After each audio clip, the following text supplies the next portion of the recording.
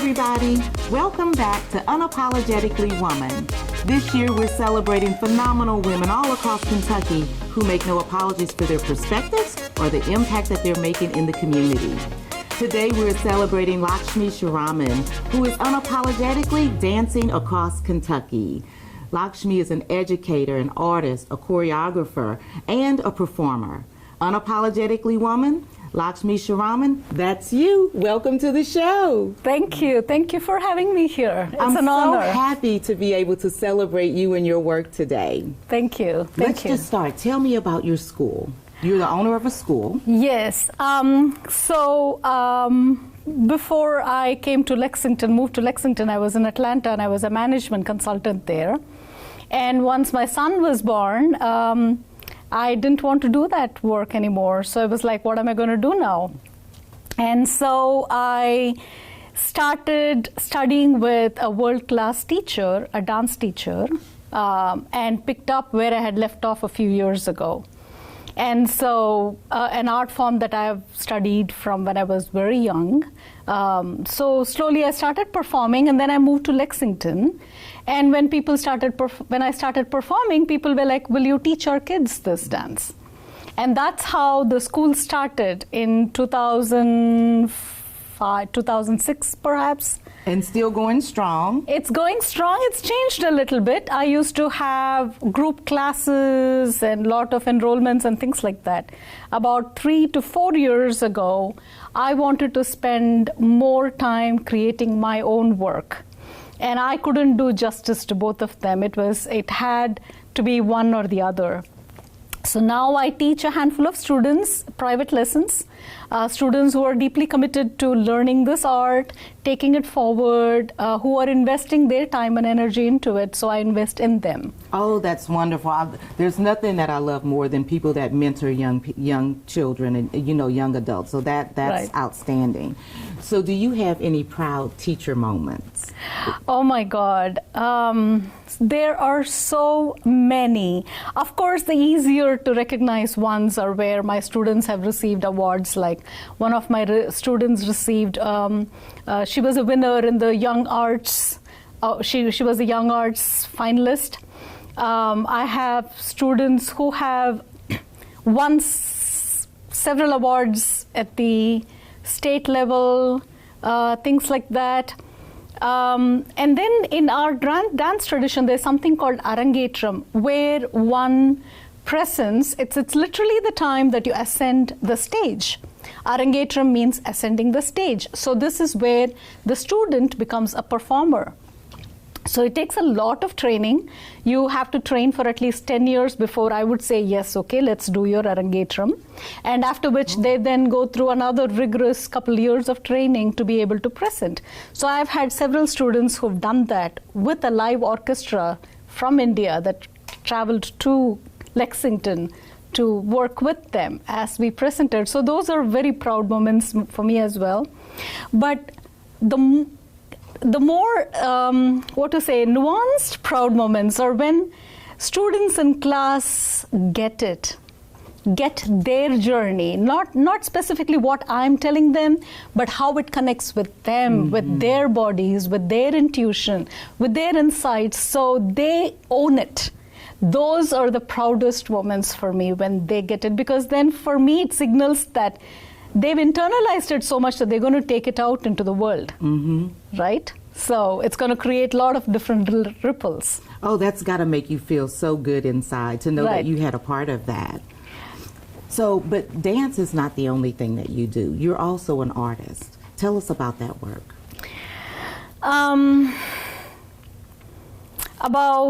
I think about 4 years ago, I went to this rock painting workshop.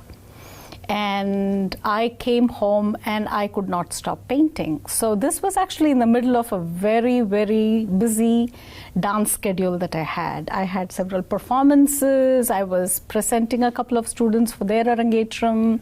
I was doing artist in residency at UK. But in spite of all this, I just couldn't stop painting. And I would... Was that the first time that you painted, or are you self-taught? I'm self-taught, oh, yes. Oh, wow. And so I bought canvases, and mandala painting was what I was doing at the time. And I would gift every friend I knew a mandala painting.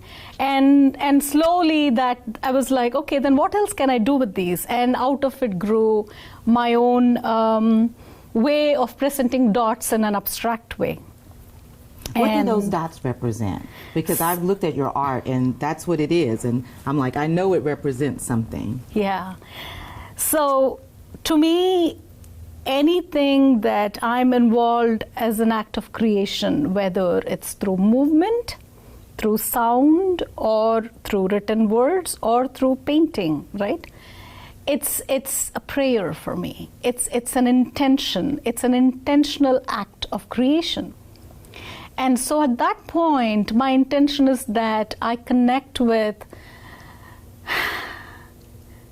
the larger flow of life that's here to support us, to sustain us, to nurture us, so that we may shine our lights, basically, right? So for me, my intent is always to connect with that point that we recognize as love, and to find an expression for that love through every dot that I paint. And so I call my dot work as prayer dots.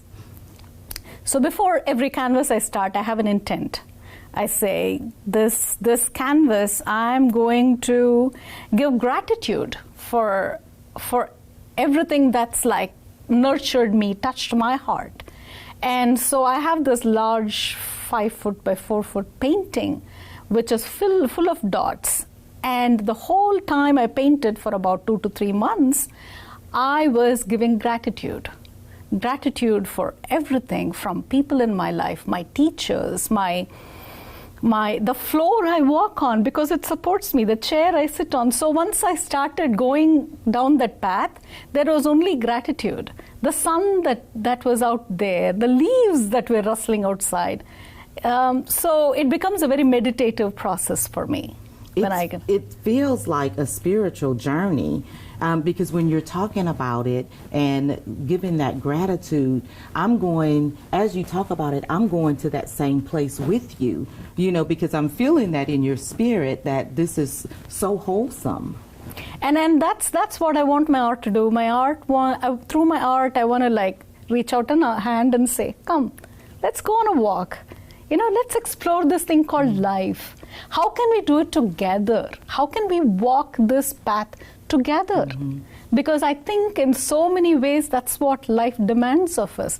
It says, give me that love, find that love. And for me, that's what I seek to do through my art. And so one of the quotes that I read about you that you hold true to yourself is, we should consider every day lost if we have not danced at least once. What does that mean to you? So I get this a lot from people who say, but I don't know to dance. I'm not a dancer. And I say, do you ever sway to music? Mm-hmm. You're a dancer. Because dancing, a lot of people think is like this performative dancing. And it's yes, there is performance in it. People train to do it. And that's true. But I think the dancer is the one inside each one of us who just comes alive and connects with that through their bodies. And where whether the dance is just a smile, or your eyes twinkling, or your hands clapping, or your feet tapping, whatever it is, it's all dance to me. Wow. So I shouldn't feel bad when I'm in front of my mirror dancing. And whatever's happening is happening. You should actually celebrate that. Aha.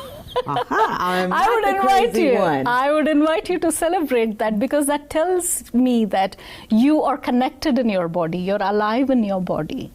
And to me, as somebody who uses body as a vehicle for telling stories, for communicating, I believe that we need to embrace our bodies, whatever shapes they come in, whatever colors they come in. And all bodies are sacred. So your attitude is probably one of the reasons that I'm going to quote one of your students. And it says, Lakshmi's sacred dance beckons the spirit within me to awaken and to activate. Those are powerful words. I'm honored to receive them too. That means that you are really touching people in a profound way, and that's just so exciting for me to hear that about you. Thank you, thank you. I'm actually speechless. I believe now, you that said you weren't going to be. You said you were not going to be. Actually, I believe that was one of my friends who said that, and to this date, it brings tears to my eyes when I hear that, because to me it says that then I'm doing something with the gift I've been given. Mm-hmm. That I'm putting it to use. So, talk to me about the Folk and Traditional Apprenticeship grant that you just received. Yes, so my student Henna Kachru and I, we applied for a Folk and Traditional Arts Apprenticeship grant with the Kentucky Arts Council. And so this whole last year, we spent working on my students' storytelling techniques. In my dance, there is the more rhythmic part of it, and there is a storytelling part of it. So they both work together. And so as part of it, we worked with what kind of stories we want to tell, because this is a very traditional art form. And so my question always is, what am I doing with this art form? There is one part where I'm asserting myself as a practitioner of Indian dance in Kentucky.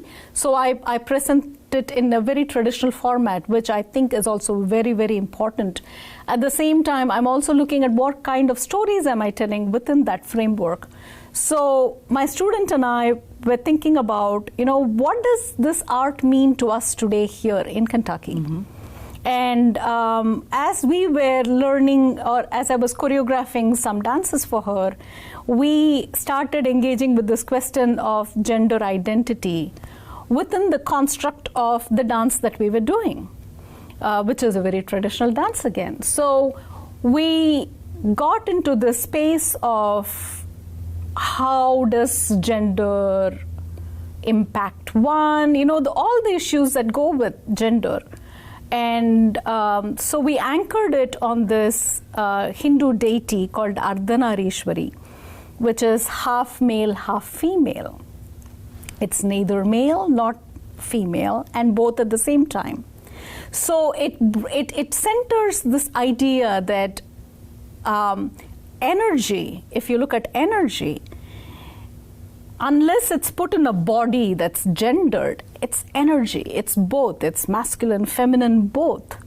And so it helped us anchor the space of how do we engage then within ourselves? How do we bring about that which is masculine, that which is feminine, whichever body we live in? And two different concepts. Not the body's gender, but like the energy of those masculine and gender binaries. So it was a layered discussion that we had, and through which came a very beautiful choreography. And we presented it just a couple days ago. It was a culmination of that project. So I like to work with contemporary issues even through traditional choreographies.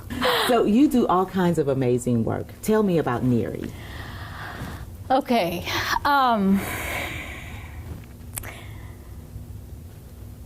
Couple years ago, I wanted to expand my performance vocabulary. And so I went to this theater artist in India whose work I absolutely admire and said, teach me theater. And he said, I can't teach you theater. You just decide you want to do something and you just do it? Yes, that's what you, yes, go ahead. Teach me theater. Okay. Yeah, right? And he said, I can't teach you theater the way he practices it. I can only create an environment for you to learn. So he created a very immersive experience for me to understand my location within the space of using movement and words and techniques that I was introduced to for the first time. And as we were in this in a lab, so to speak, like a very intense lab, he said, well, I have been wanting to do this theater work of this character called Niri. And he pitched this work to me and he said, would you be interested in doing this? And my first response was, I can't do that. This is too big. And he said, the current you can't do it, but we will create the Lakshmi who will do it. Oh. So we started working a little bit on that and presented it at the end of the week as a work in progress, and it was very well received. And I thought, maybe I can do this. So I come back to the US and I applied for a grant with the Kentucky Foundation for Women, and I told them, hey, I want to do this project. Will you fund me? And they said, yes, we will fund you.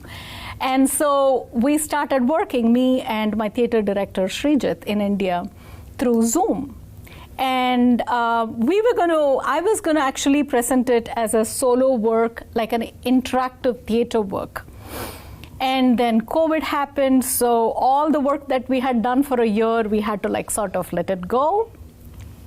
But I still wanted to do Niri. So we adapted it to be an online presentation. So we did more work and created the first episode of Niri, which was premiered a couple months ago. It was presented at Berea College last month, and just a couple days ago, as part of the Pride celebrations in India, we presented it in India to a larger audience. This has completely, I shouldn't say upended. Well, in a way it is upended. It's made me question a lot about who I am as a woman. Who walks this earth. What does it mean to be in a woman's body, especially a brown-skinned woman? What does it mean? Exactly, right? So to me, I'm just me. A lot of things that would mean is what others place on me. Mm-hmm. So I'm just going around being who I am, and then I come across something that society has placed for me as an obstacle. Mm-hmm. And so I had to look at myself and say, how many of those obstacles have I internalized? Whether it's racism or it's patriarchy, any of these things that I have at some level internalized, I had to literally take it out and look at it and say, this is not me. This is what someone else placed upon you. Right. And I had to say, I don't need you anymore. And so this last 2 years has been very intense for me internally and externally, because they keep playing on each other. And so at the end of it, when I did work present with Niri, I also collaborated with an amazing person and a social justice warrior and a writer, Latonya Jones. I invited her poetry to be part of this work, and she wrote works to be part of this work. So it became a larger collaborative work, and I had another friend of mine, Joanne, who did one of the props, and it just came together in such a beautiful way. And we recorded it. I'm losing track of time. It's because of COVID. Oh my God, yes, it is. Yes. It is. It is. And it has been a truly transformative work. If there is one work that's taken me from here to here inside, it's been Niri. It's been that. It's been Niri. And Niri is a personification of anybody who holds the river of life. So you're a Niri. You're holding that space. And so through this 2-3 years, I have met so many people in male bodies and female bodies. It's not body specific, it's a state where they hold the dreams and hopes of life and weave their lives around it to take it forward, right? And those are the women who have sat in this same chair, and I am calling all of them and I feel like they're standing around me, and they're all Niris. And all the women that are going to come after this to sit here are all Niris. And so to me, it's a celebration of that life-affirming journey that says we are going to make this world better with every intent, thought, word, and deed. We're going to make this world equitable and just loving. So those are my Niris, and they are my inspirations. And that's the energy that's held in the theater work. So we have activists, and you consider yourself an artivist. What does that mean? What does that mean? So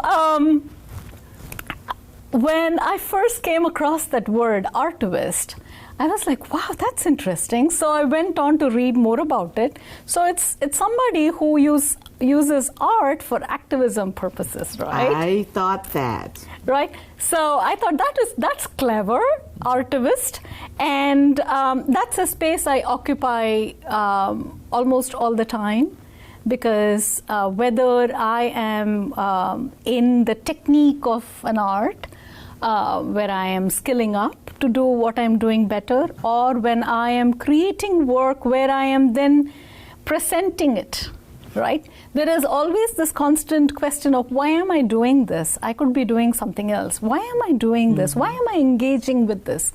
And it always comes back to, I'm a storyteller. I tell stories is what I do, whether it is on stage where I am performing, or whether it's through my canvases. I am telling a story hopefully of helping us understand what's been, what is, and helping us imagine what can be. So I see that storyteller and that artivist, they like sort of feed off of each other. So they talk a lot, and they conspire to do things, and I'm like, oh my God, okay, there's another thing I have to do. There's something else that you've got to do. But listen, I heard that in India, you are a famous actress. What can you tell me about that? Well, I'll take that as a blessing, but what happened was, I was in this, in one of my trips to India, we were in this restaurant, and all of a sudden, the wait staff, they're like treating me like royalty. They're like really like taking care of me. And I'm thinking, I know their service is very good, but this is like over the top. Right? Way over the top. And so anyways, I go along with it, and I'm thinking, oh, maybe, I don't know. Anyways, then I hear a couple of them talking. They're making reference to me, and one is telling the other, she is, and they're making reference to an actress. Aha. And I'm like, now I get it. And I did not have the heart to tell them I am not that, because for them, they were just like so alive with the experience. And you were getting treated well. Why would I want to give that up, right? That's right. That was their mistake. Treat me well. Treat me well. Yeah. Thank you so much for being here and letting us celebrate you and your story. But I'm going to give you the last word to young girls or young women who might be watching today.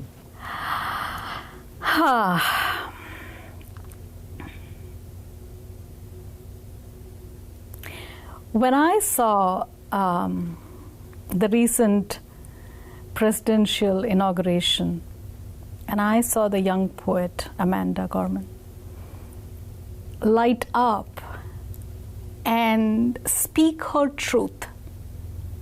Not only speak her truth, but inspire millions to do that. She inspired me. And what I realized is that what she did was she let her light shine. She said, I'm not going to be in a box that you created for me. In fact, I'm in no box. I am just this light that I'm going to shine. And I would invite everybody, every young woman, to know that they are light. They were put on this earth to shine their light and to look at all those parts that keep them from shining that light and say, this is not me. What is me is light, and I am going to let it shine and shine. And can you imagine the kind of revolution that will happen if we just believed that and let our lights shine? And that is my invitation. Thank you so much. You guys heard it from Lakshmi. Let your light shine. Continue to join us as we celebrate other women from Kentucky who are making a difference in the community and making sure that we're changing things. I'll talk to you guys soon.